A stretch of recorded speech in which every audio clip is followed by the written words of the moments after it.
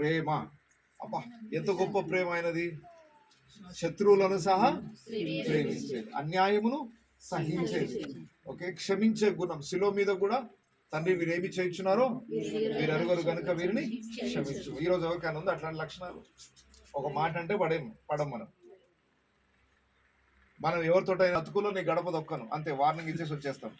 అంటే ఇక క్షమించే గుణం ఉండదు. ఇక మనకి నాకు ఇంత అన్యాయం చేస్తారా, నన్ను ఇంత మాట అంటారా, మనకి ఎక్కడ లేని రోషం పుట్టుకొస్తుంది. మరి జీవం కలిగిన దేవుని రోషం లేదు అనుకుంటున్నారా? కానీ మనకి ఏం మాదిరి నేర్పించాడు ఆయన?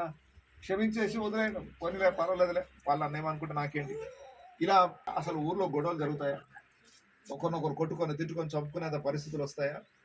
యేసు ప్రభు ప్రేమ కలిగిన వాడు. ఆ ప్రేమని మన జీవితంలోకి అన్వయించుకుంటే, అరే బ్రతుకంటే ఇలా ఉండాలి, ప్రేమ కలిగి ఉంటే ఎంత ఆనందంగా ఉంటుంది, జీవితాలు ఎంత హ్యాపీగా ఉంటాయి అని లోకం తెలుసుకోవాలంటే ఫస్ట్ ఆ ప్రేమను మన జీవితంలోనికి అన్వయించుకోవాలి. యేసు ప్రభు అన్యాయమును సహించే దేవుడు.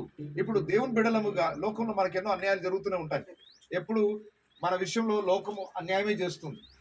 ఎందుకంటే లోకం పద్ధతి ఏంటంటే ఎదుటివాడిని త్రొక్కేసి నేను పైకి రావాలి.